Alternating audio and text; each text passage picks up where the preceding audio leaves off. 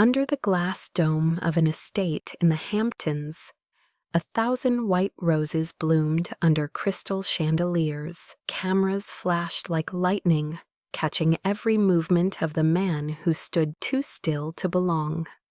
Elias Mercer, 38, founder and CEO of Virion Technologies, looked like he had been sculpted out of marble and regret. His tuxedo was faultless, his tie too precise, his eyes so distant they could have belonged to another universe. At the end of the aisle stood June Hart, 30 years old, a professor of psychology at Columbia. Her dress shimmered like morning light on a calm lake. Her smile, though perfect, had the stillness of restraint. The priest's voice echoed through the glass ceiling. "Do you take this woman to be your lawfully wedded wife?" Elias's jaw tightened. The world waited for a kiss that would never come. He leaned forward only enough for the microphones to catch the whisper that froze the room. "Don't expect a husband.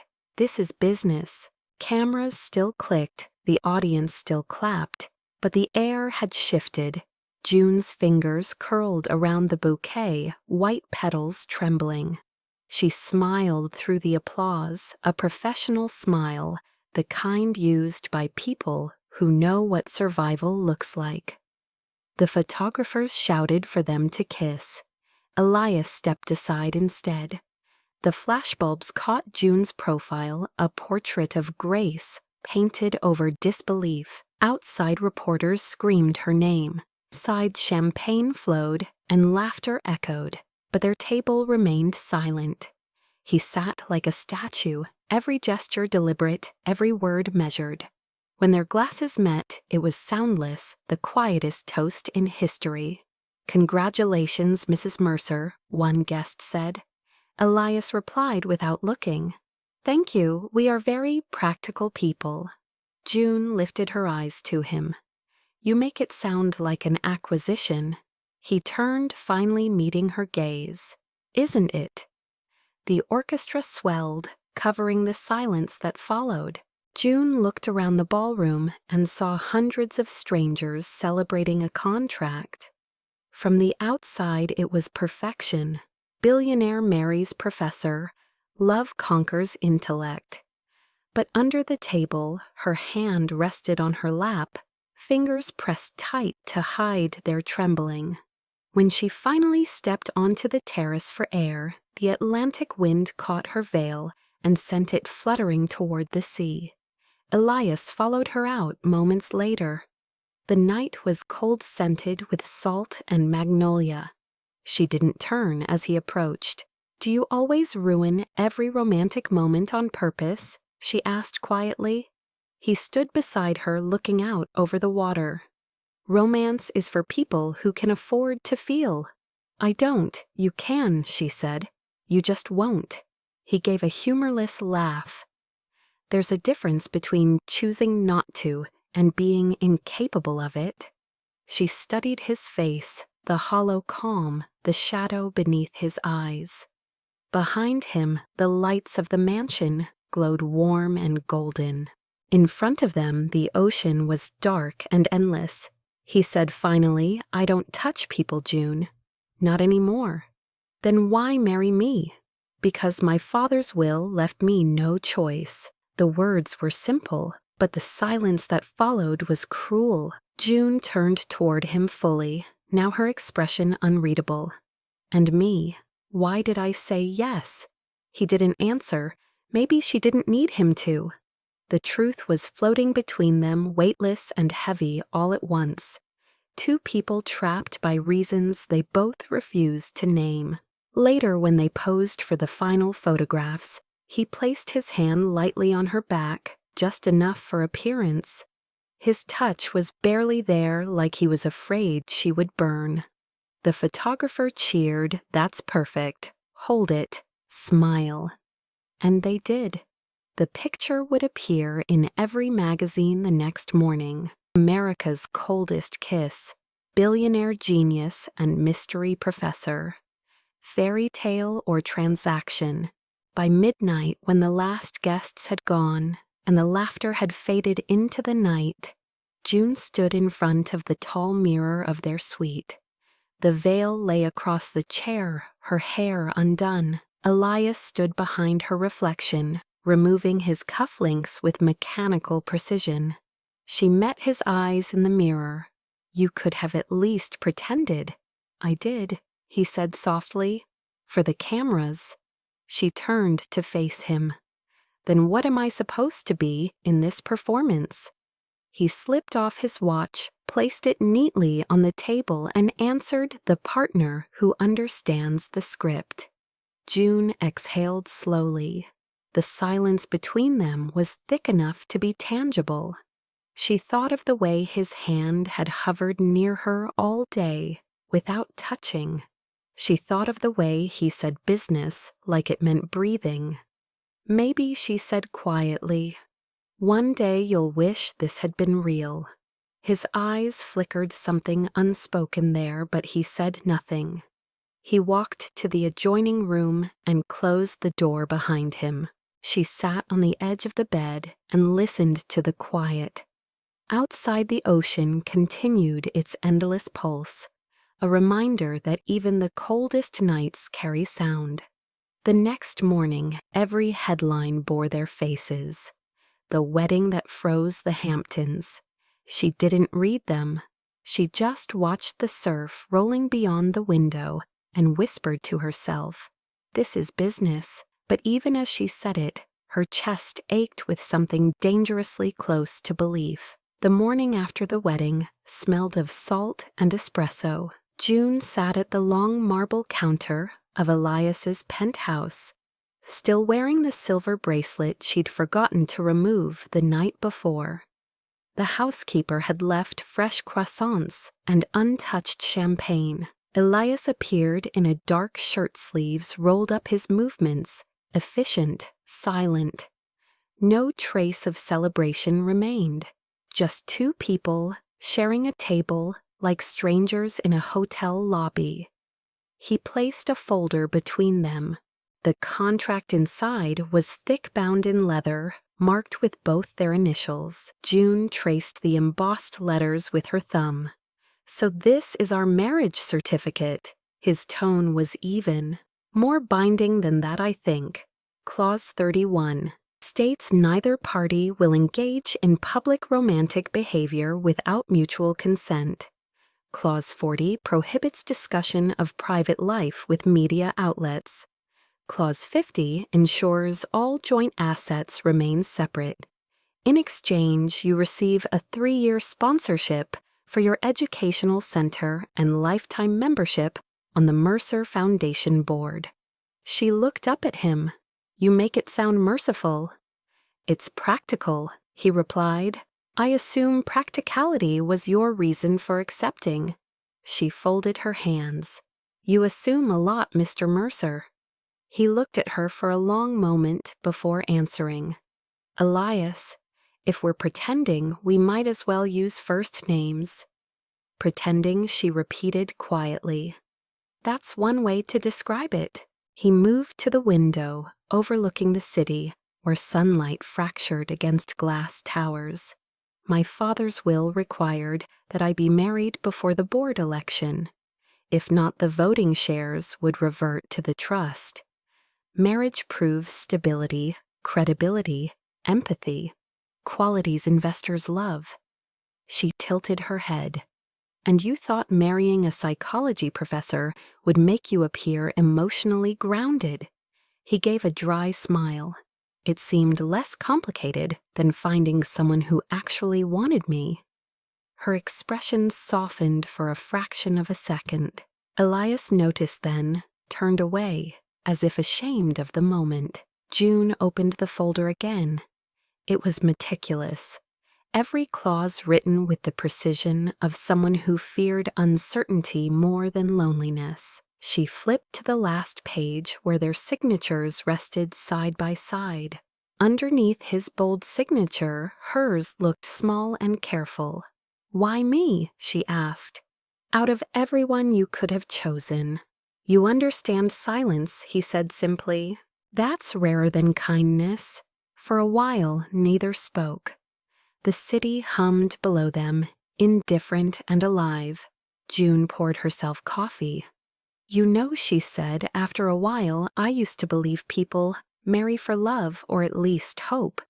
Now I realize sometimes they marry because they ran out of other languages to speak. Elias looked at her over his cup. And what language are we speaking now? She met his gaze. The language of survival. A faint muscle tightened near his jaw. Then let's survive well, he said finally. He offered his hand. The gesture surprised her, more formal than warm. She took it anyway. His palm was cold, steady. When she withdrew, it felt like ending a truce neither wanted to sign.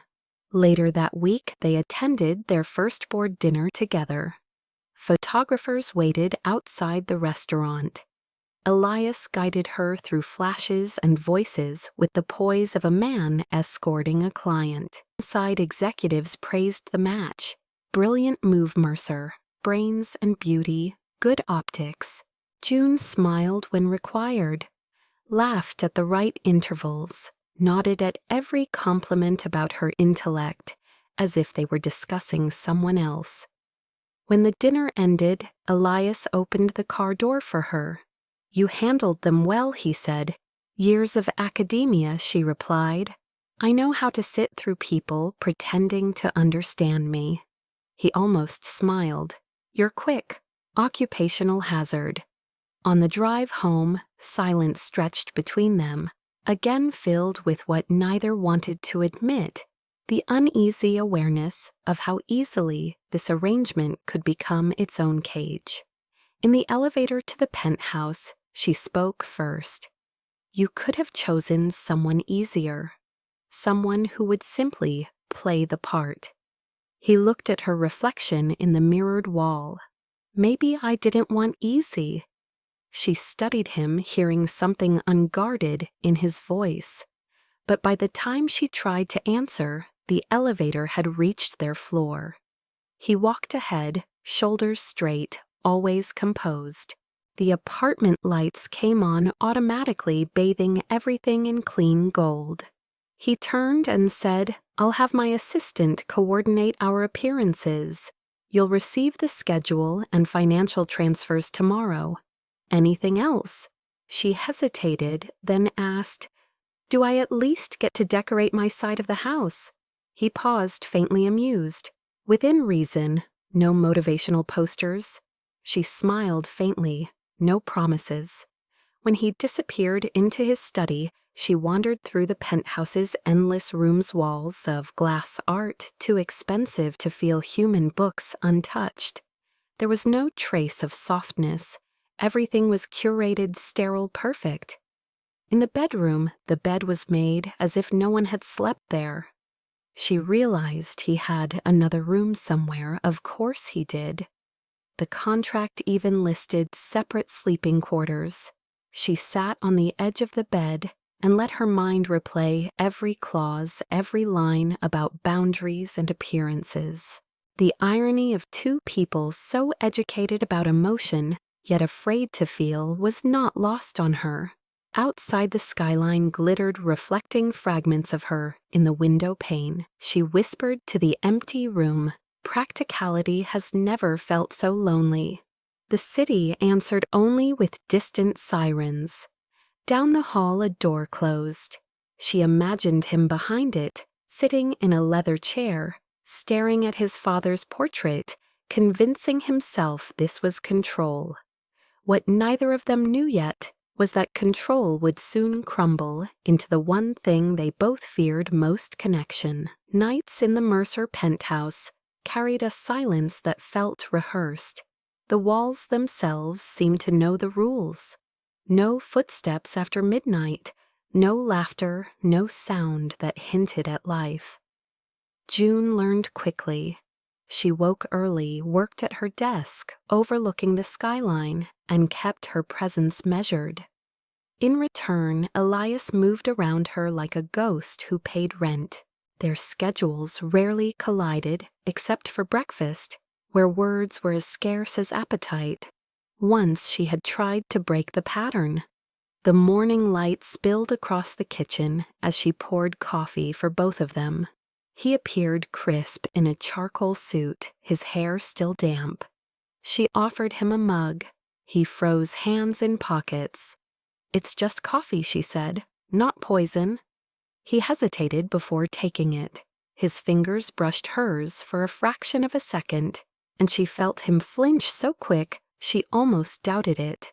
"Thank you," he said, his voice distant. The next morning he brewed his own. The contract's boundaries required no enforcement. His own walls did the job. She began to see patterns, the way he avoided touch even in crowded rooms, the way he angled his body away when anyone reached toward him. During one dinner with the board, a woman lightly touched his shoulder in greeting. Elias went rigid, then excused himself within seconds. Later that night, June found him on the balcony, staring at the city below. "People are exhausting," he murmured without looking back. "People are healing," she said softly. "You just don't trust them yet." He didn't respond. The wind caught his tie, whipping it across his chest. He looked like a man who had built a fortress and then forgotten where the door was. Days bled into weeks. She taught her classes online from the study he never used. When she spoke about emotional regulation and human attachment, her students thought she was speaking from theory. They had no idea she was living beside a man who embodied avoidance itself. One night she woke to a faint sound from down the hall. A nightmare muffled a breath breaking. She hesitated, then walked toward his room. The door was half open. Elias sat on the edge of the bed, drenched in sweat, eyes unfocused. "Elias," she whispered. He startled like someone pulled from drowning. "Don't," he said sharply, his voice shaking. "I'm fine." She didn't move closer. "Nightmares are not fine." He pressed his palms together. "It's none of your concern." "You're my husband," she said quietly. "Even if it's just for show, it comes with observation rights." That almost earned a smile. "Almost. You think you can fix everything, don't you?" "No," she said. "But I think you can." He exhaled, shaking his head. "I watched someone die," he said, finally, voice low. "The woman I was supposed to marry. I was driving. She said she trusted me." June stayed silent, letting the words fall like stones. The car rolled, he continued. "She couldn't move. I tried." He stopped, his voice breaking. "When I touched her, I felt her go cold. I've hated my own hands ever since." The confession hung between them, raw and trembling. June wanted to reach for him, but didn't. Instead, she said softly, "Touch didn't kill her, Elias. The accident did." He laughed bitterly. "Tell that to my nerves." "Then let's start with smaller things," she said. "Coffee mugs, doorknobs, maybe one day people." He looked up, eyes red-rimmed but clear. "You make it sound simple." "Healing isn't simple," she replied, "but it's not impossible either." He nodded once, then gestured toward the door. "Good night, June." She left, but the sound of his breathing followed her down the hallway. The next morning he was already gone before she woke. Yet something had shifted. The air in the penthouse felt less sterile, as if the walls had taken a breath with him. Over the next few days he surprised her in small ways. A note left by the coffee machine. "Thank you," a quiet nod at breakfast. The distance between them still existed, but it was no longer absolute. One afternoon, she returned home to find him standing in front of the grand piano that no one played. He touched one key, then another, tentative, almost childlike. "Did you play?" she asked. He shook his head. "She did." He pressed one more key, the sound soft, almost a sigh. She used to say music made me human.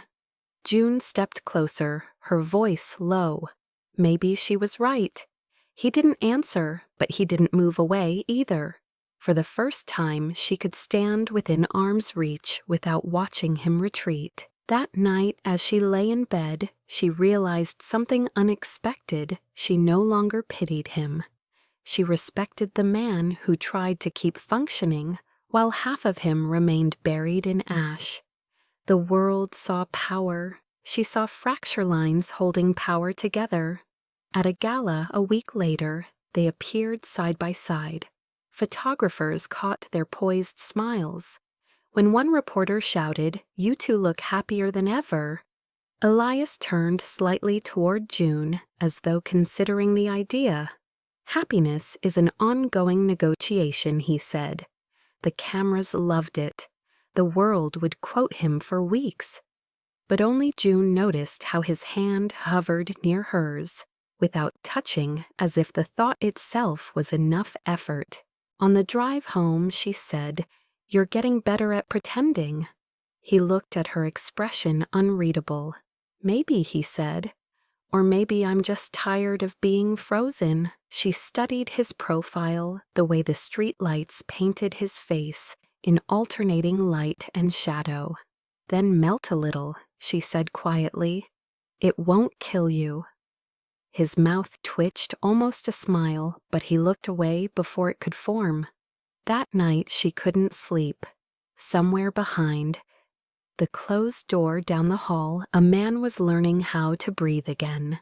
The experiment began on a Sunday afternoon, when the city was quiet, and sunlight washed the penthouse in pale gold. June arranged 2 chairs in the study, facing each other with a small recorder between them.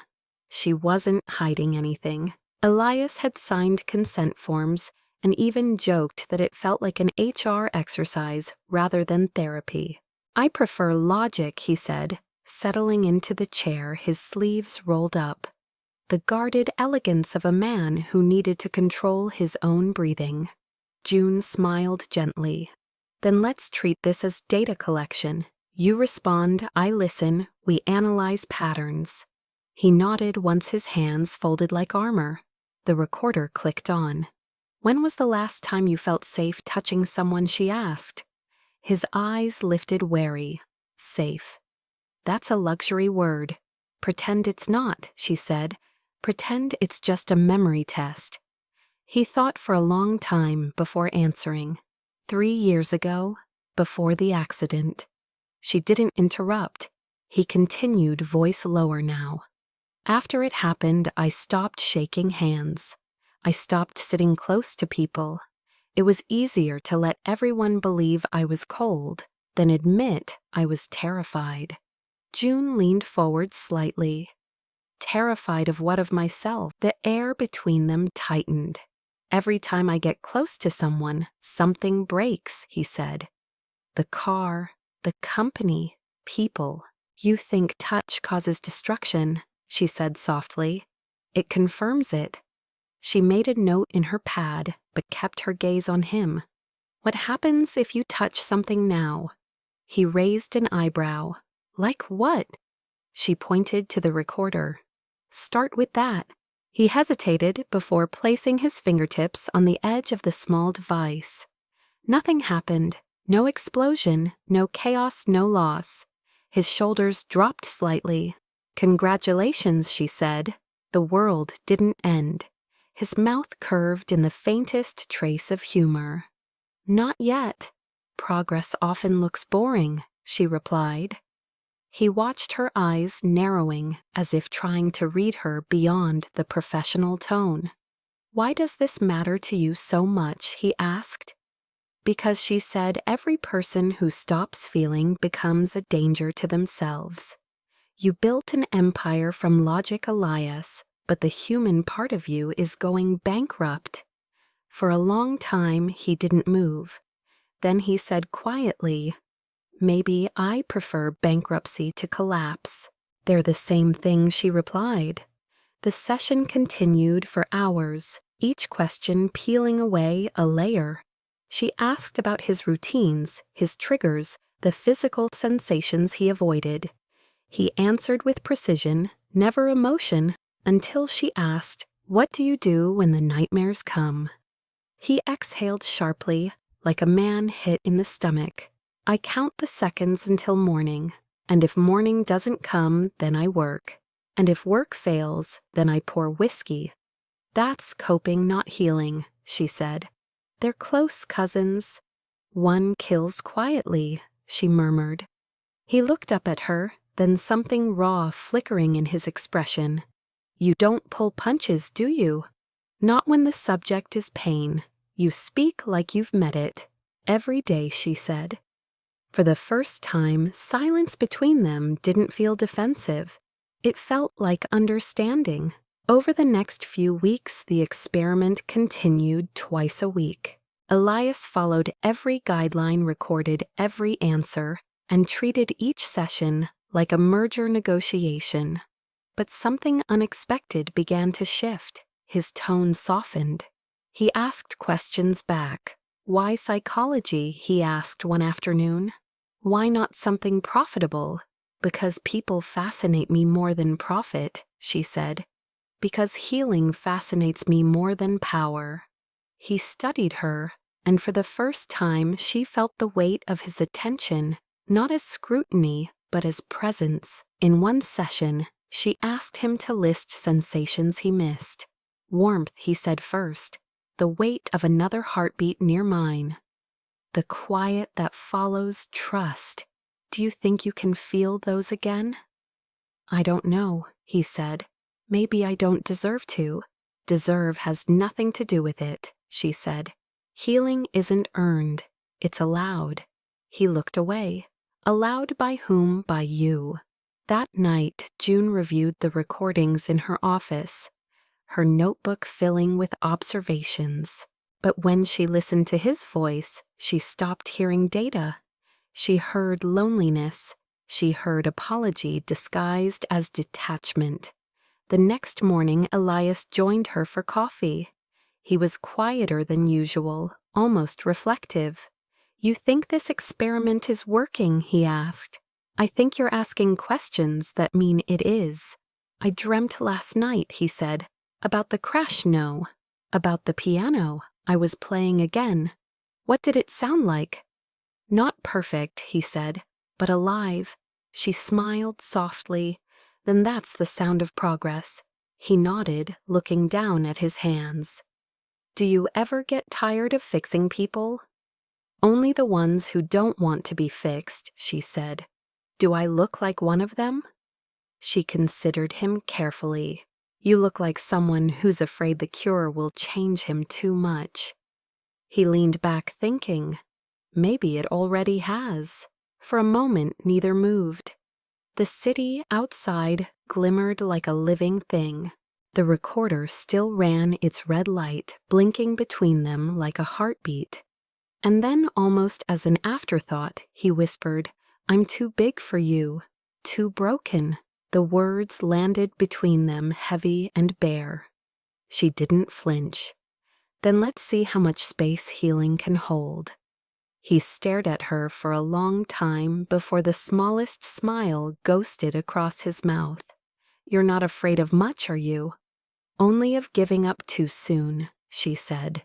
He turned off the recorder himself, his fingers steady. "Session complete," he murmured, but something in his voice trembled. When he left the room, June remained seated, realizing the line between experiment and emotion had blurred in ways she hadn't predicted.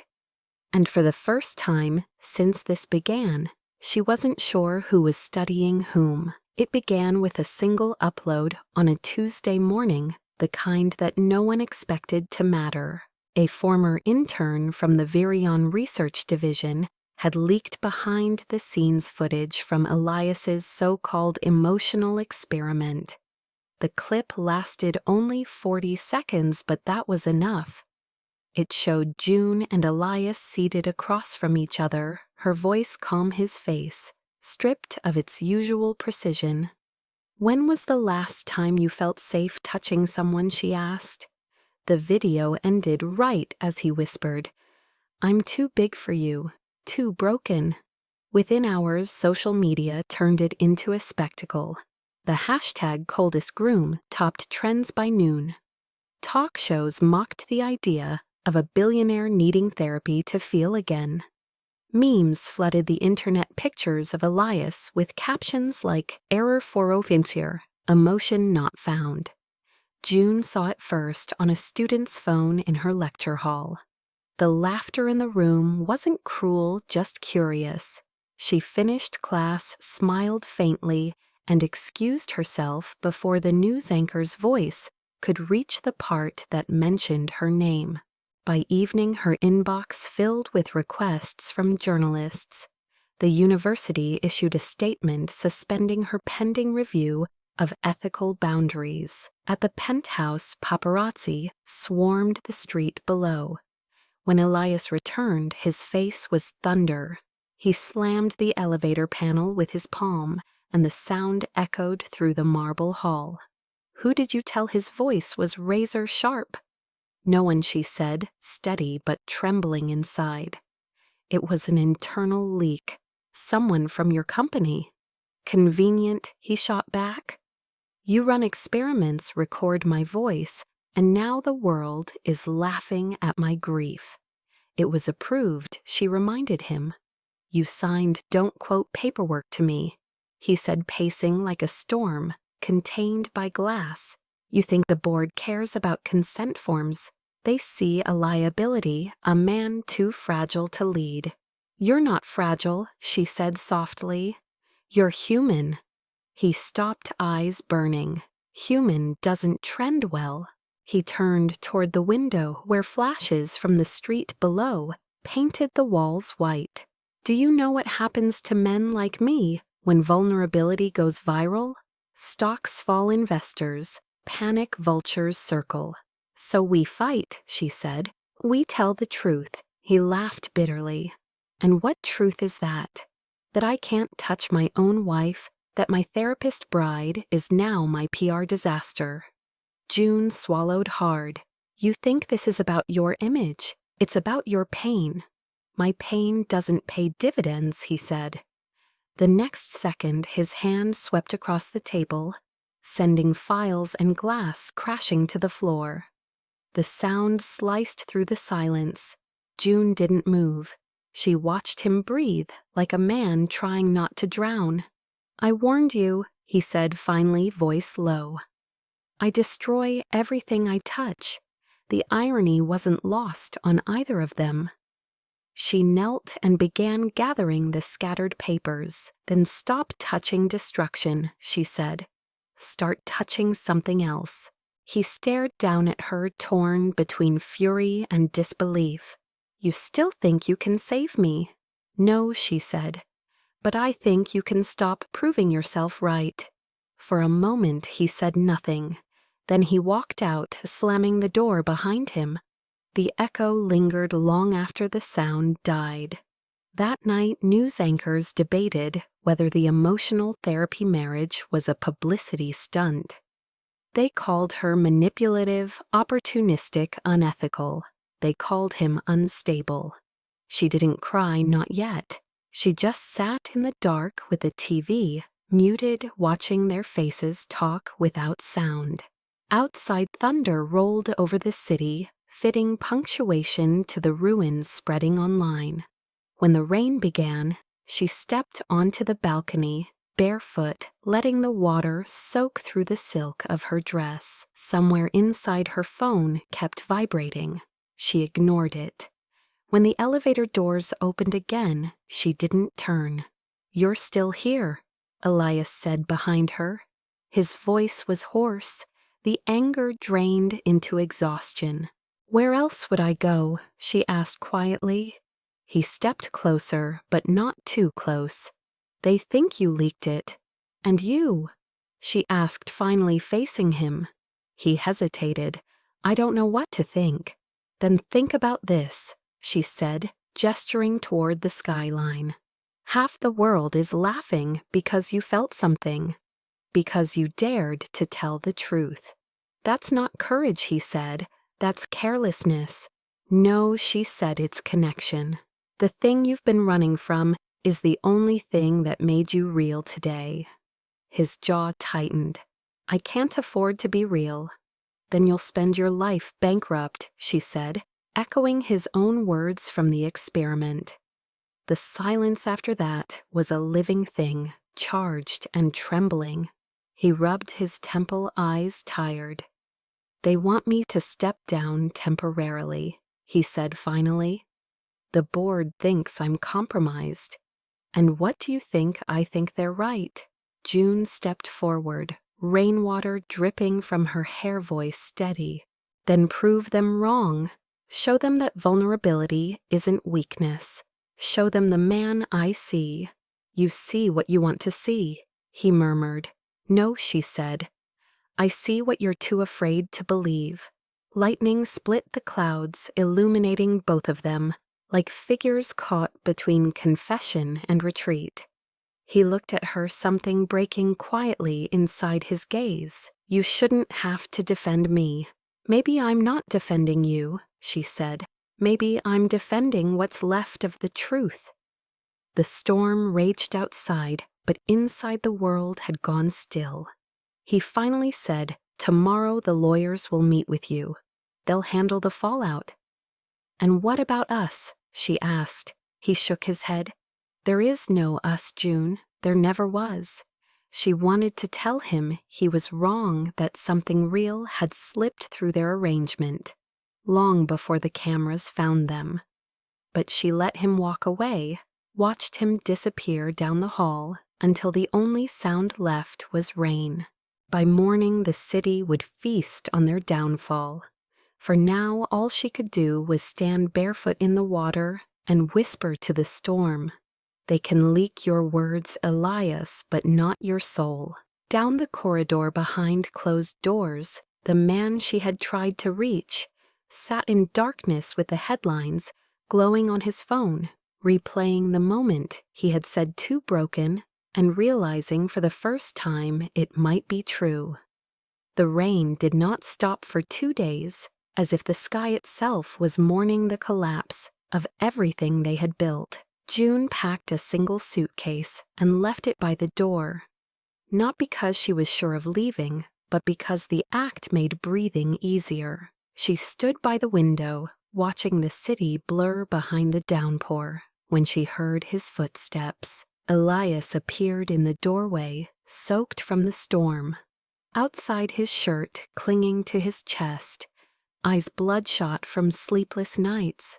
For a moment, neither spoke. The world was just the sound of rain hammering glass. You should go, he said finally. His voice was softer than anger, but harder than peace. You made that clear already, she replied. I'm only waiting for the storm to calm. It won't, he said, stepping closer. Not out there, not in here.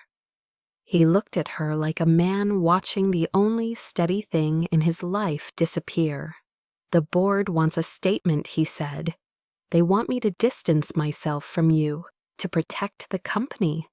June turned toward him fully. And what do you want? He opened his mouth, closed it again, shook his head.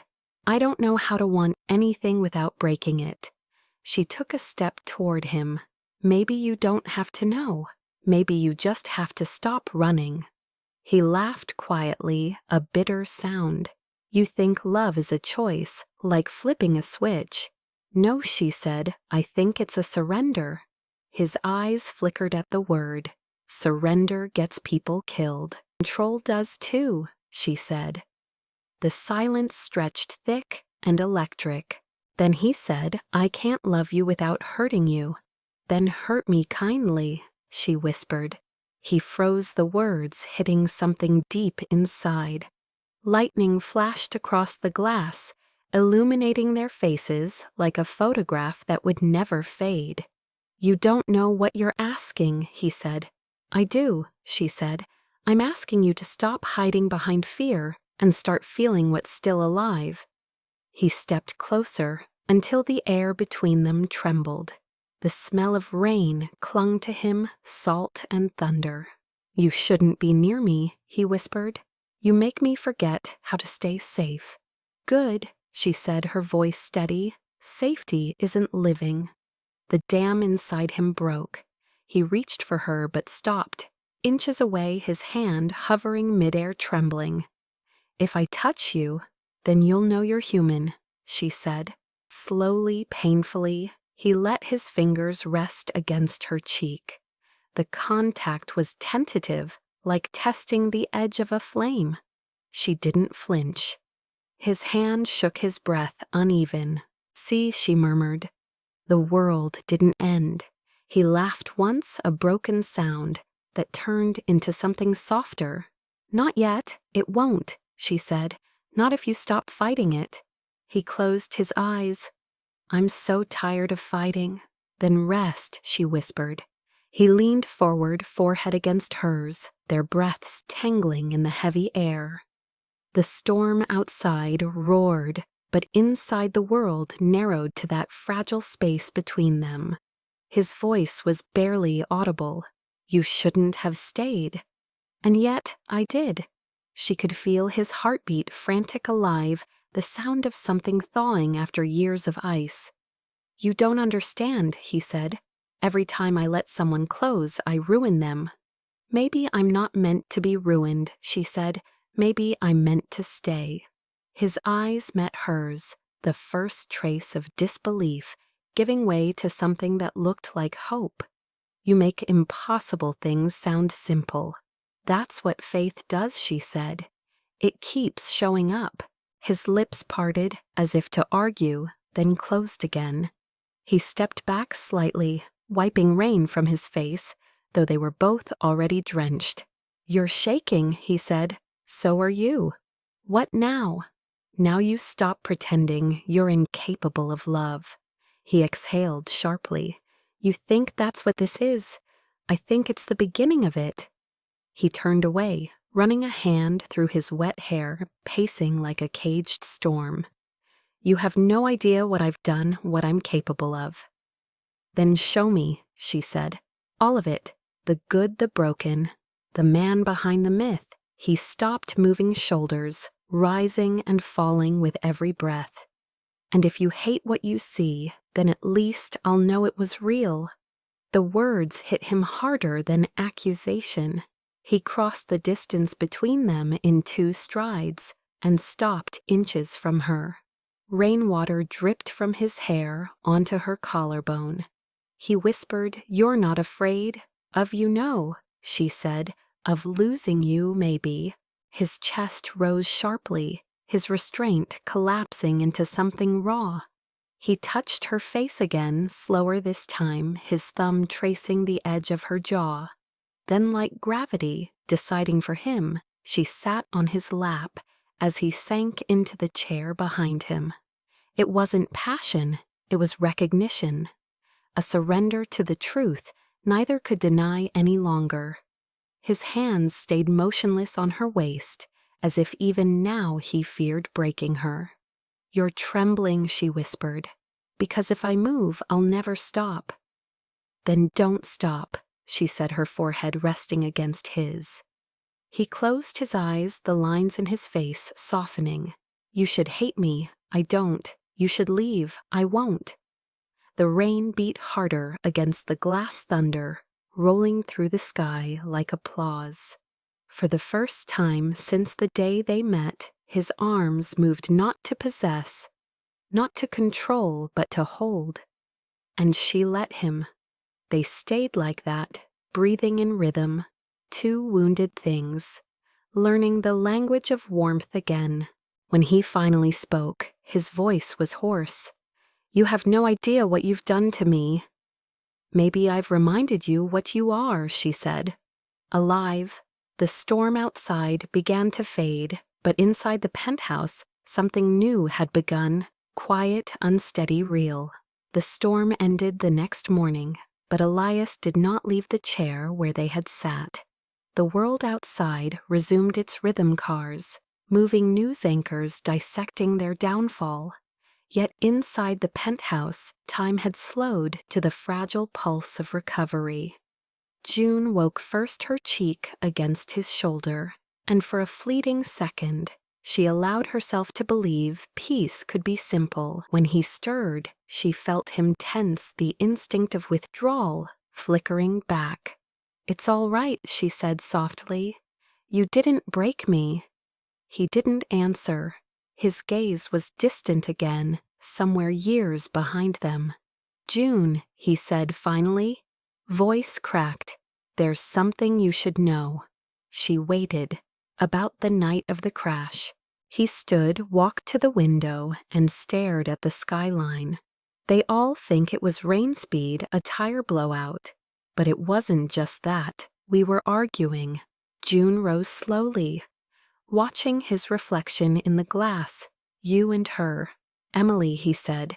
"She wanted to postpone the wedding. Said I wasn't ready, that I was too consumed by work. I told her she was selfish, that she didn't understand what it meant to build something from nothing. She took off her ring while I was driving. I looked down for 1 second, and that was all it took."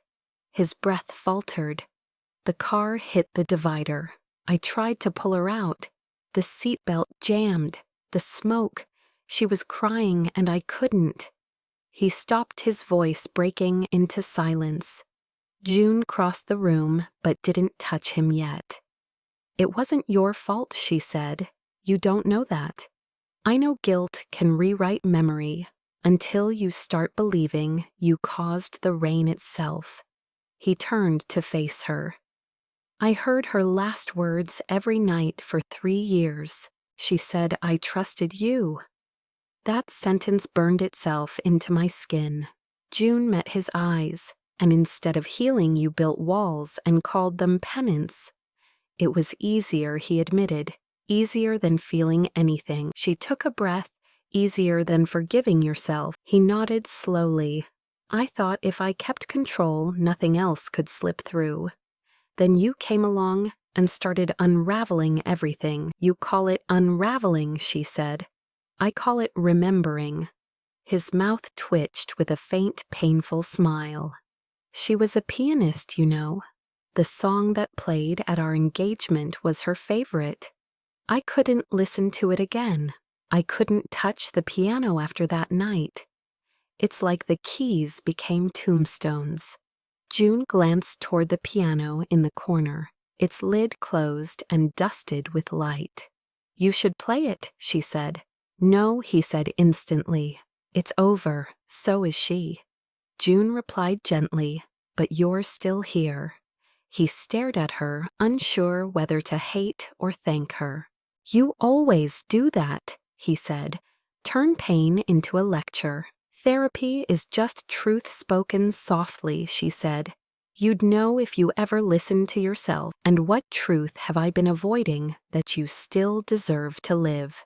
He looked at her, then the kind of look that stripped pretense. "You don't understand what it's like to hold someone you love and feel the life go out of them." "No," she said, "but I know what it's like to hold someone alive who's been pretending to be dead." That silenced him. Outside, a single beam of sunlight cut through the fading clouds scattering across the room.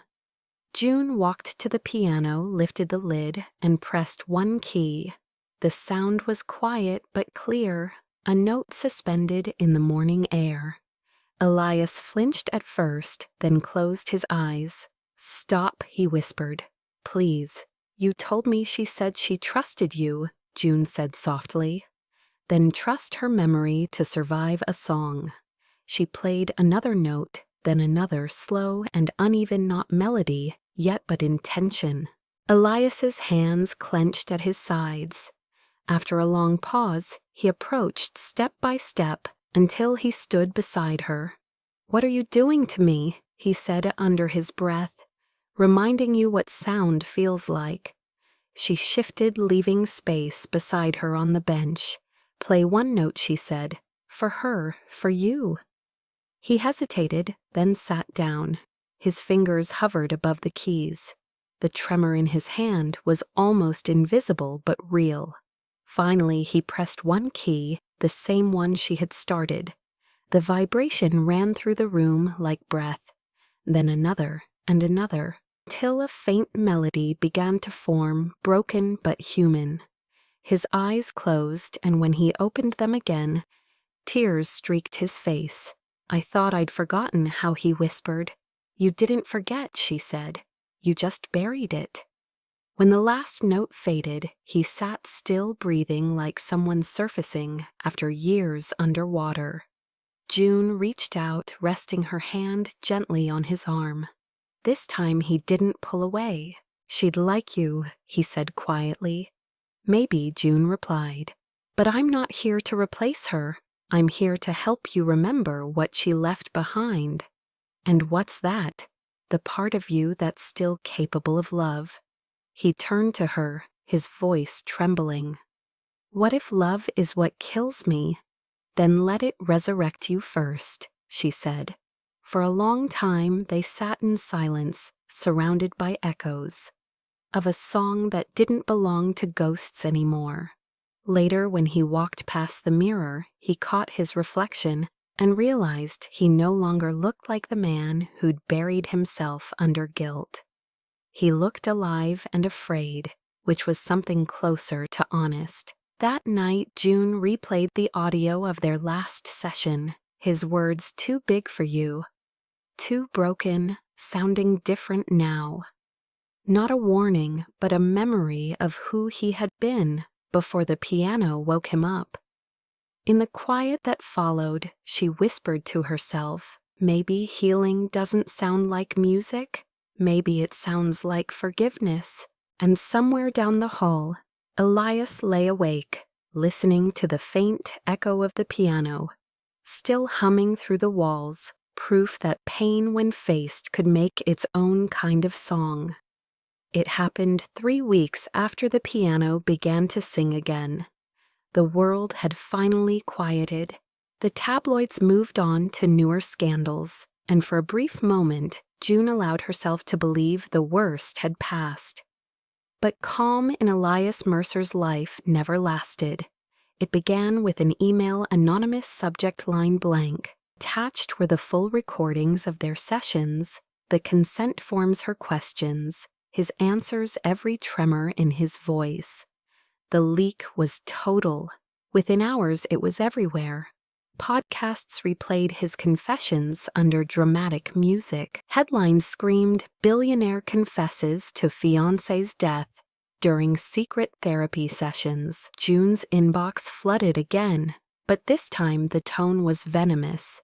"You seduced your patient. You ruined him for ratings."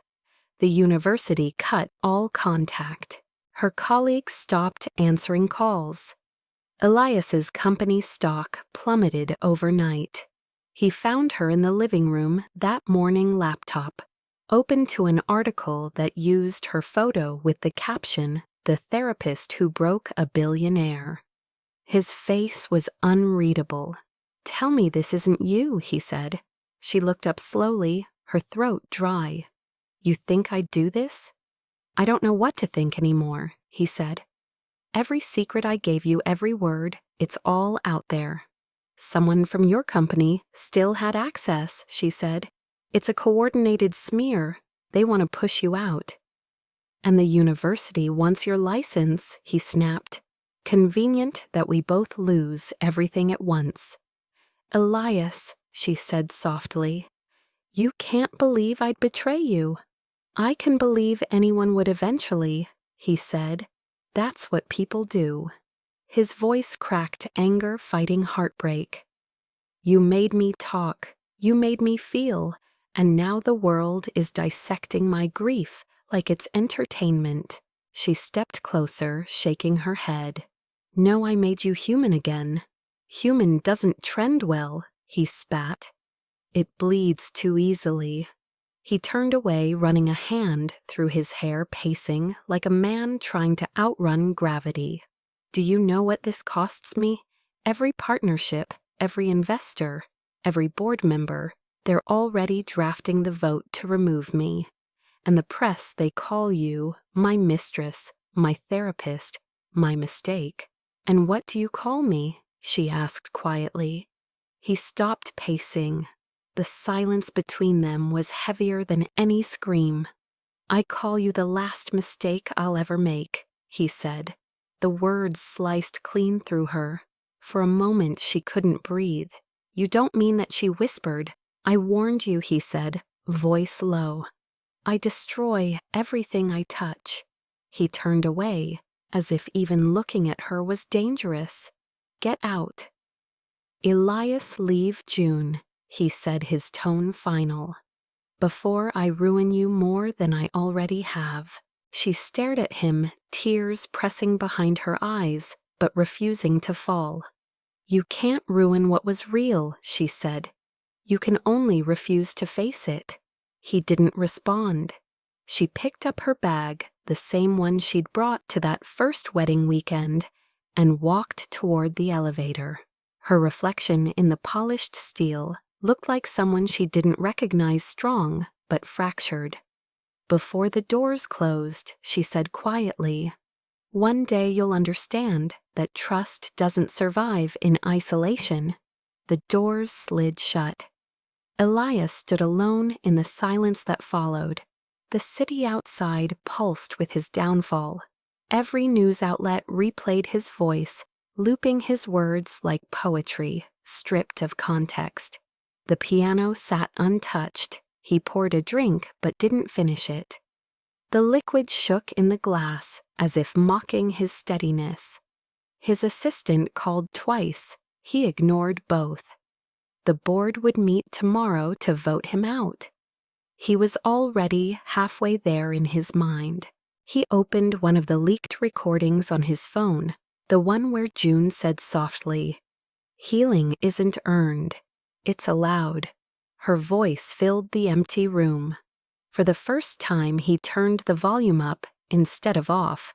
Across the city, June sat in a cheap motel, her phone lighting up with messages she couldn't bear to read.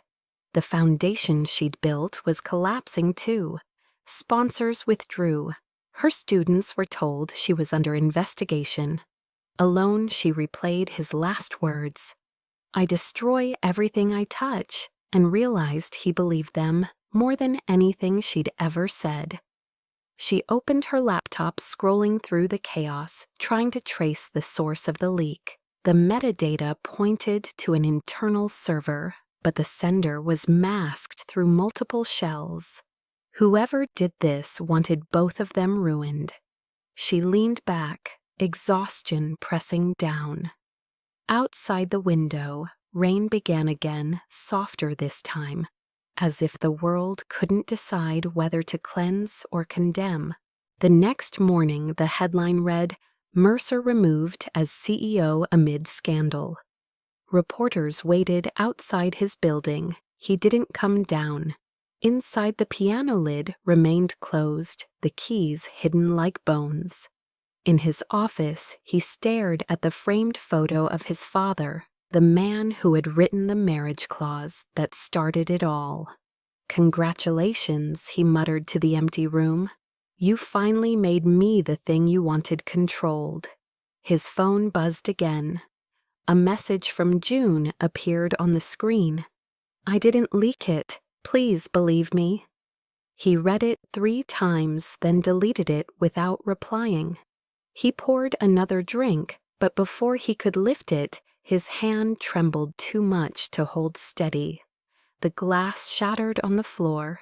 He sank to his knees among the shards, hands bleeding the sting, reminding him he was still alive. Across town, June sat in the same position, tears finally falling. 2 broken people in different rooms breathing the same pain, separated not by distance, but by disbelief. Somewhere, someone uploaded another clip, his voice from their final session, soft and unsure. "You make impossible things sound simple." The internet laughed, but the woman who'd once made him believe in simplicity whispered to herself through the ache, "Because they are, if you'd just tried." And in his penthouse, Elias pressed his palms to his face and realized that losing her hurt worse than the guilt he'd carried all his life. because this time the wound was living.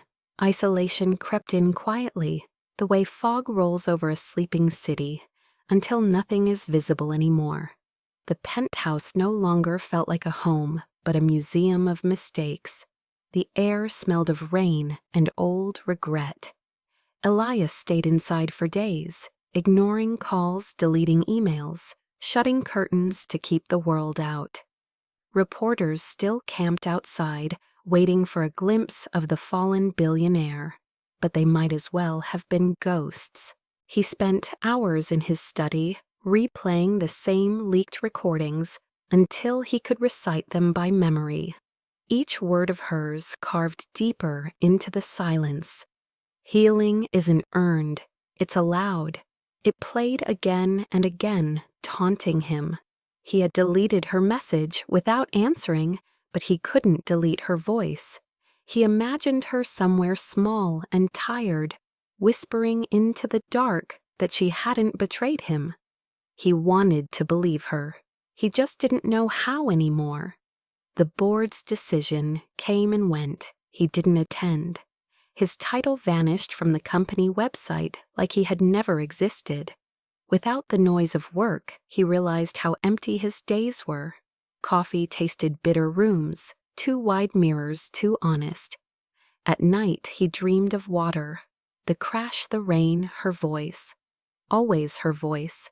June, across the river, in a worn-out apartment she'd rented under another name. June lived in a different kind of isolation. Her suspension from the university became termination. The foundation froze her accounts. She spent her days searching for the truth behind the leak-tracing server logs, calling anyone who might still pick up. Most didn't. A few said they were sorry, none offered help. The world that once applauded her compassion now called her manipulative. Her reflection in the window looked thinner, sharper, almost transparent. Some nights she sat with her phone in her hand, reading his name, willing herself not to call. He had told her to leave, and she had obeyed. But obedience didn't stop her heart from checking the news for him every morning. He had vanished from headlines after his resignation. The absence scared her more than the noise ever did. She found herself whispering into the quiet, "Please don't disappear completely." One evening, after days of silence, she opened the old recorder she still carried. It held one unfinished session, never meant for anyone else. She pressed play. His voice filled the tiny apartment, soft and uncertain. "Maybe I don't deserve peace," he had said. Her own voice followed, answering from months ago. "Peace doesn't care who deserves it." The sound made her chest tighten. She closed her eyes and imagined him in the dark penthouse, surrounded by memories of things they almost fixed. On the other side of the city, Elias sat on the floor near the piano, the keys still untouched. The room was dim, except for the faint glow of a single lamp. He hadn't slept properly in days. On the table beside him lay a half-finished letter. He had written it the night before, stopped midway through. The words blurred now as he read them again. "June, you were right. Control isn't peace. It's fear disguised as strength." He couldn't finish it. What was the point of letters that never reached anyone? Still, he folded it carefully and left it on the piano. That was the first thing he had touched since the night she left. The next morning, he tried to step outside, made it as far as the elevator before the flash of a camera froze him. The sound reminded him of that first wedding day. 1,000 lights on faces pretending to believe in love. He turned back, heart-pounding, and locked the door again. The walls were safer. The loneliness was predictable. By afternoon, exhaustion overtook him. He lay on the couch, staring at the ceiling, wondering how long it took for silence to stop hurting. Across town, June received an email from an encrypted address. The subject line read, "You were right." Inside was a single link. It led to a secure server, one of Virion's old backups. The metadata pointed directly to an employee named Leonard Crane Elias's head of communications. She felt a surge of disbelief, then anger. Leonard, the man who had always smiled at her like an ally. He had access to both her files and Elias's. He had been the bridge between them and the board. And he had sold them both to the press. She sat in shock, then stood quickly. Her first instinct was to call Elias, but doubt stopped her. He wouldn't answer, not after everything. She opened her notebook instead, scribbling every detail of what she'd found. If she couldn't reach him, she'd at least clear his name and hers. That night, she dreamed of him again, sitting at the piano, his hands motionless above the keys. In the dream, she said, "Play." He said, "I can't without you." She woke with tears on her pillow and the same ache she'd carried since the day the elevator doors closed. In the penthouse, Elias sat awake at the same hour holding his phone. He scrolled to her contact thumb, hovering over the call icon. He wanted to hear her voice just once to ask if she'd really betrayed him, or if his loneliness had made it true by believing it. But pride was louder than longing. He put the phone down and whispered to the empty room, "I miss you." The words echoed softly, the first admission of something real. Outside, the sky broke into light rain again. The sound reminded him of her laugh of the morning after their storm, when she'd told him the world wouldn't end if he stopped pretending to be unbreakable. He looked at the letter still on the piano and finally unfolded it. He wrote 3 more words at the bottom, "I believe you."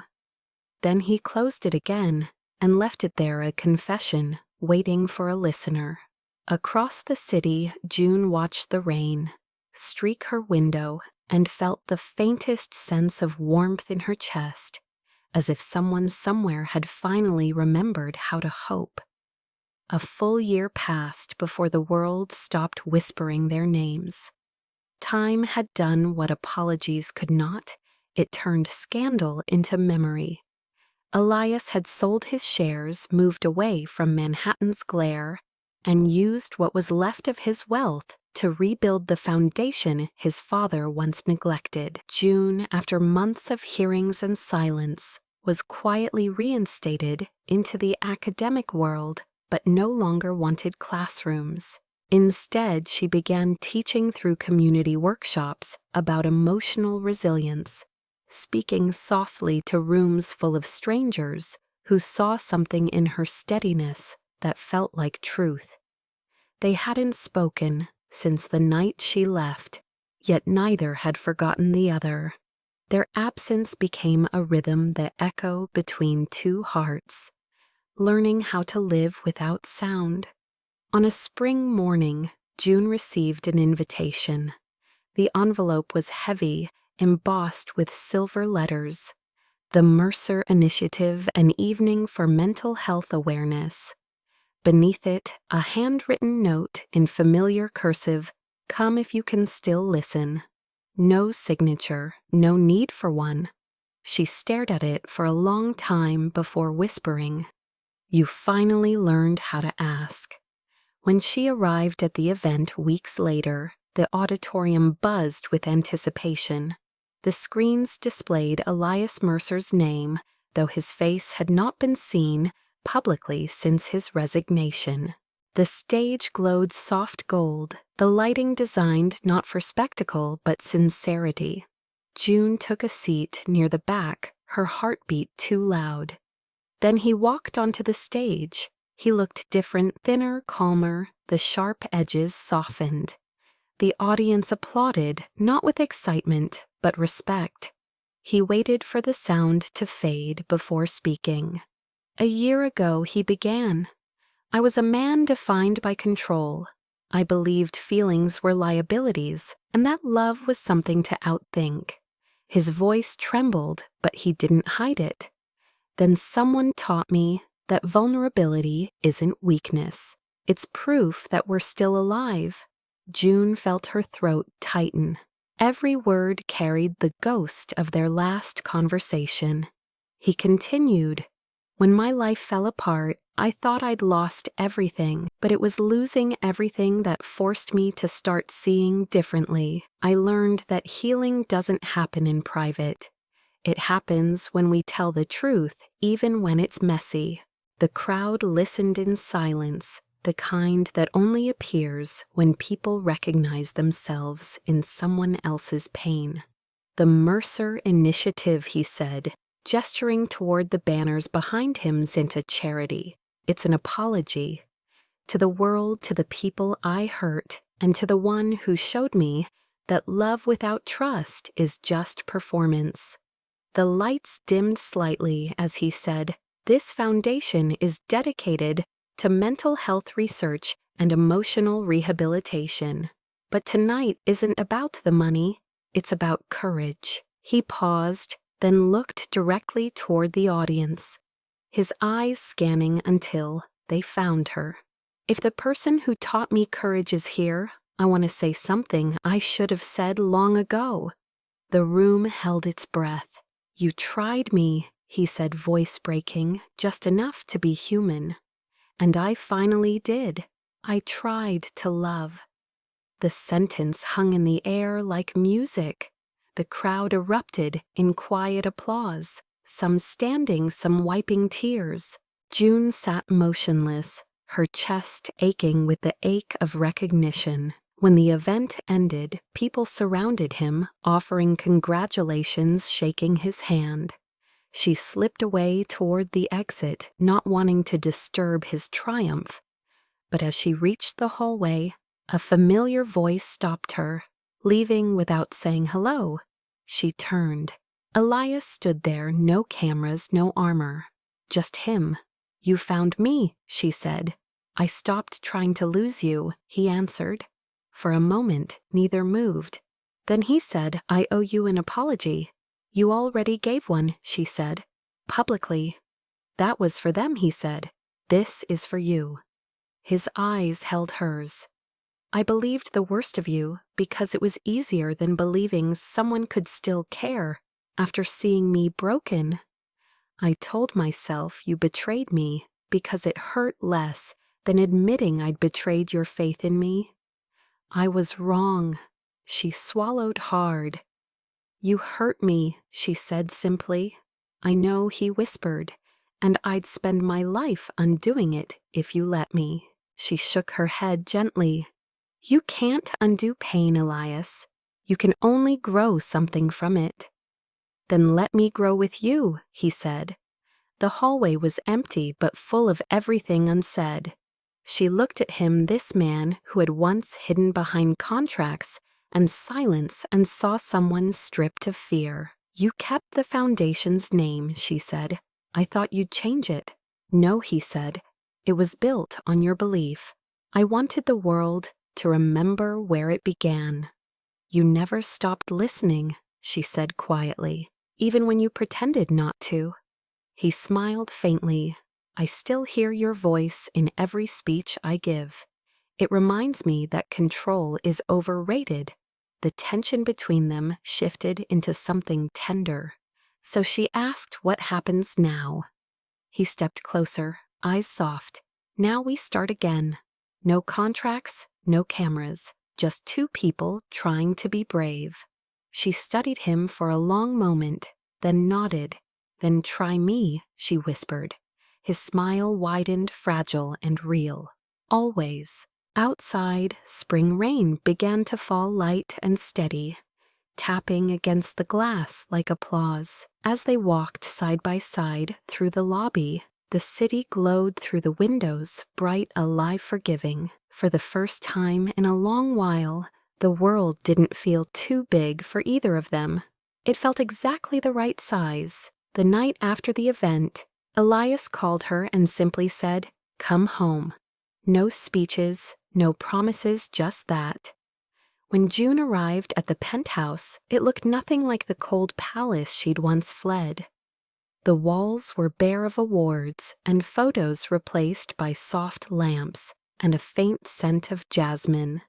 The piano had been moved to the center of the room, its lid open as if waiting. He stood by it, no jacket sleeves, rolled hair slightly disheveled. For the first time, he didn't look like a CEO or a headline. He looked human. "You kept it," she said, running her fingers lightly along the keys. "I couldn't get rid of it," he answered. "It's where I learned to breathe again." She smiled softly. "You mean it's where we both did?" He nodded, taking a slow step closer. "Do you still play?" he asked. "Sometimes," she said. "Mostly for my students. They think music heals. They're right." Silence settled, warm and trembling. Then he took something from his pocket, an old folded letter.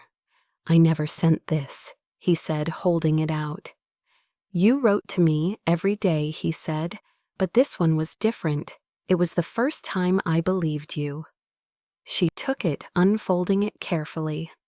The paper was creased, the ink slightly smudged. It read, "June, you were right. Control isn't peace. It's fear pretending to be strength. I believe you now." She looked up, eyes shining. "You kept this all this time. It kept me," he said quietly.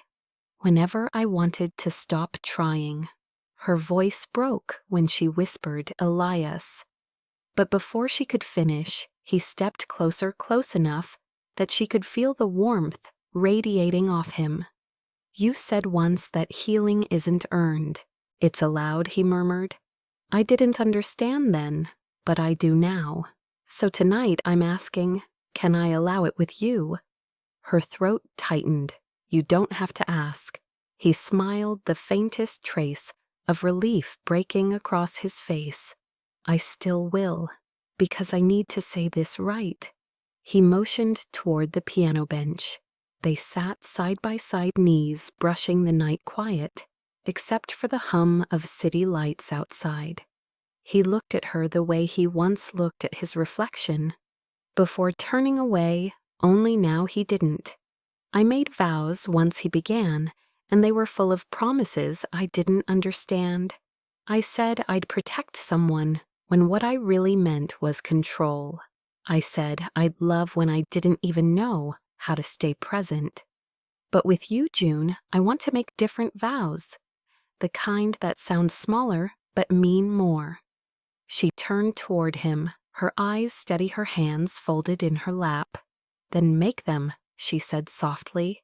He exhaled, trembling slightly. "I vow to stay even when it's uncomfortable. I vow to listen when silence feels safer. I vow not to fix what hurts, but to sit with it. And I vow to keep learning how to love you without trying to deserve it." Her lips parted, her breath shaky. Then she said, "And I vow to remind you that love doesn't ask for perfection. I vow to forgive the man you were and to stand beside the man you're still becoming. I vow to be afraid with you, not of you." The tears came easily, quiet and clean. He reached out and touched her cheek, his thumb tracing the corner of her eye. "I'm still scared," he whispered. She leaned forward, forehead resting against his. "Then we'll be scared together?" He laughed softly through the tears. "You make it sound easy. It's not," she said. "But it's real." They sat there for a long time, forehead to forehead, neither speaking. Outside the city pulsed with distant noise, but in that room there was only stillness. Then without ceremony, she placed her hand over his heart. Still beating, she whispered. "Still loud," he said. "For you." She smiled through tears. "Don't ever silence it again." He nodded, swallowing hard. "Stay tonight. I wasn't planning on leaving," she said. He stood, pulling her gently into his arms. The embrace wasn't desperate or hurried. It was the kind that said, "I see you. I choose you." When they finally pulled apart, She glanced at the piano. Play something, she said. Anything. He hesitated, then sat and began pressing soft, uncertain keys. It wasn't a song, not yet just fragments of memory finding rhythm. She leaned against the piano, watching him. Halfway through, he stopped and looked up at her. I don't remember the rest, he said. She smiled. Then make new music. He did. Slow, fragile notes filled the room. It was imperfect, but so was everything that had brought them there. She joined him, her hands finding the melody where his faltered. Together they made something whole. When the last note faded, he whispered, "This is what love feels like, isn't it?" "Yes," she said. "It's never perfect, but it stays." He looked at her eyes soft with awe. "Then I'll stay." Later, when the night deepened and words no longer mattered, they sat by the window, watching the rain blur the lights below. "Do you ever think about that first day?" she asked. "Every day," he said. "It started as a transaction. I didn't know it would become a transformation." She smiled, resting her head on his shoulder. "Maybe that's all love ever is, people surprising themselves?" He nodded, whispering into her hair. "Then you're my favorite surprise." And in that room, beneath the hum of the city, they began again, not as savior and patient, not as billionaire and therapist, but as two people who finally understood that love was not about fixing broken things, but building something beautiful from the cracks. A year later, the Mercer Heart Foundation occupied a glass-front building overlooking the Hudson River. But unlike most structures that bore billionaire names, this one didn't scream power.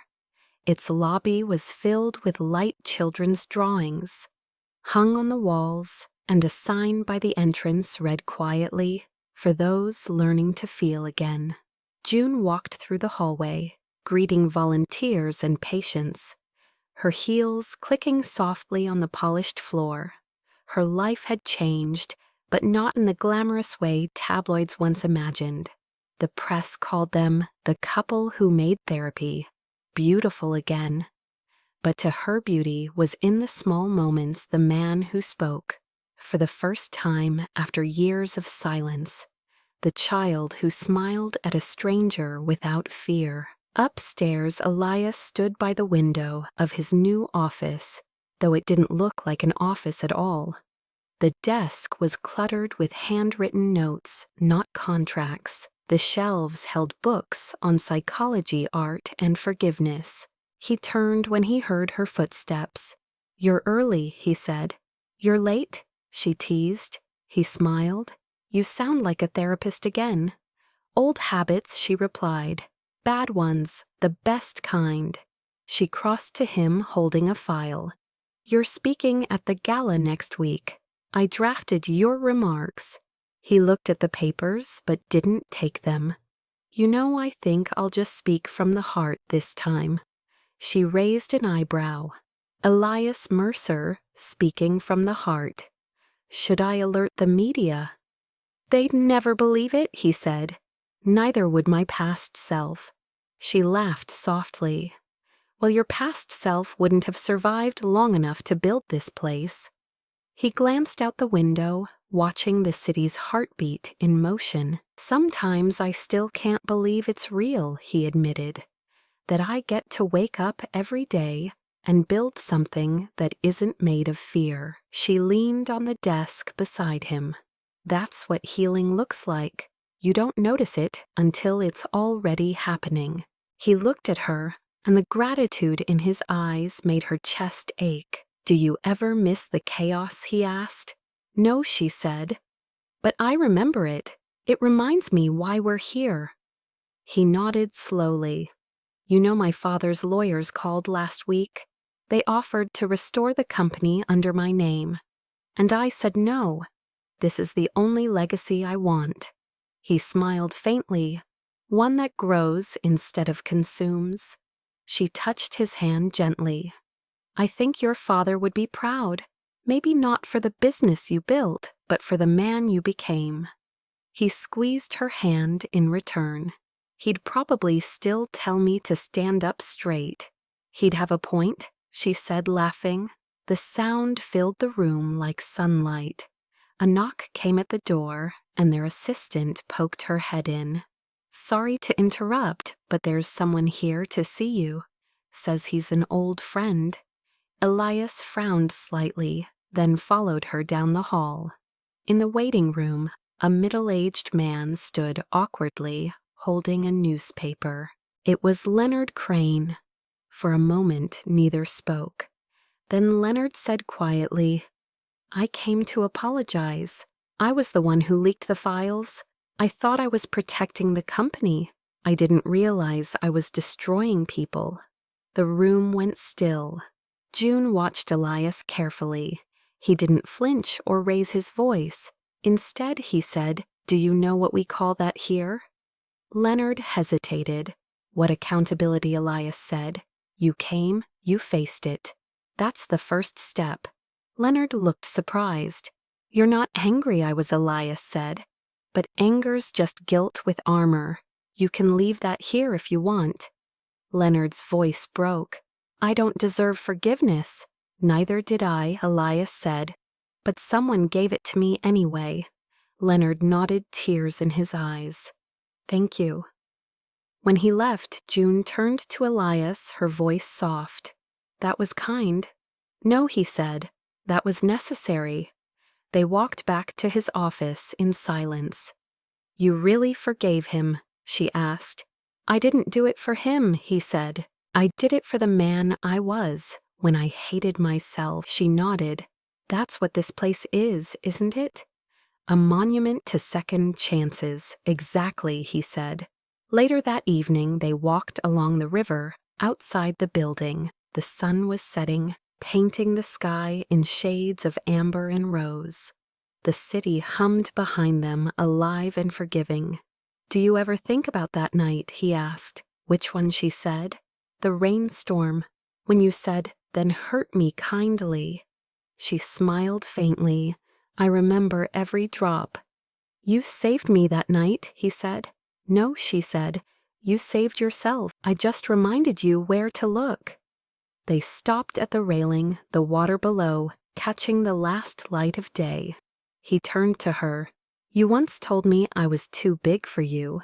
"I didn't say that," she corrected. "You did." He smiled. "Right. And you told me to try you anyway." "I did," she said. And he stepped closer, his breath warm against her temple. "You were right. I was too big, too afraid, too proud, too lost. But love grew into it." Her eyes softened. "That's what love does. It expands us until we fit." He kissed her forehead, the gesture simple, sacred. "You know," he said quietly, "sometimes I still wake up, expecting the silence. But then I hear you breathing beside me, and I remember it's over. The fear, the noise, the pretending." She rested her head on his shoulder. "Healing isn't a finish line, Elias. It's a home you keep rebuilding." "Then this is home," he said, "wherever you are." The river shimmered with the reflection of the foundation's lights.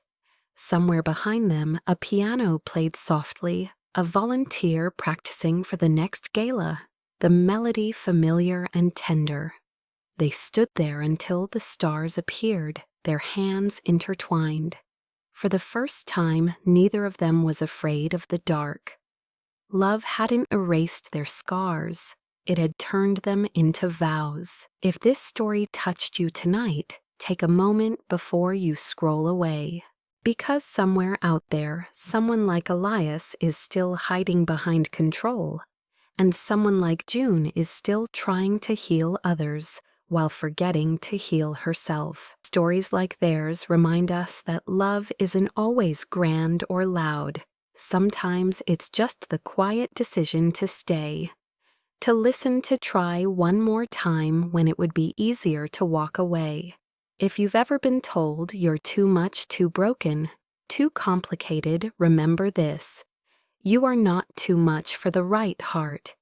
You are exactly enough for the kind of love that grows through patience and forgiveness. That's what we believe here at Emma's Stories. We tell stories for those who've loved through storms, who've cried at kitchen tables, who've learned that healing doesn't happen overnight, but through moments of truth and tenderness. If you felt something tonight, hope maybe, or the ache of recognition, don't let it fade. Share this story with someone who needs a reminder that redemption is possible. Leave a comment below and tell us where you're watching from. Our community stretches across oceans from small towns to big cities, all connected by one belief: love still matters. If you believe in that too, subscribe to the channel and join our family of hearts who refuse to give up on kindness. Every like, every comment, every share helps us reach someone who's forgotten what it feels like to be seen. And if tonight's story reminded you of your own, write it in the comments, because sometimes the next person scrolling might need your words more than you know. To everyone who stayed till the end, thank you for believing that stories can heal. Emma's Stories isn't just a channel, it's a promise that every broken heart can find a rhythm again, that even the coldest night has a sunrise waiting. So stay a while, breathe, and remember, you don't need to be perfect to deserve peace. You just need to be real enough to try. We'll be here every week with another story that dares to believe in love that mends instead of destroys, in people who choose softness over pride, in second chances that arrive when least expected. If you're watching this right now, maybe that second chance is already reaching for you. Don't run from it. Just like Elias learned, the only way out of pain is through. And like June taught us, healing begins the moment you stop analyzing the wound and start holding it with care. Thank you for watching, for feeling, for believing. This is Emma, and you've just heard another story about what it means to be human. See you in the next one, and until then, may you love big, forgive gently, and let your heart be the home someone is still trying to find.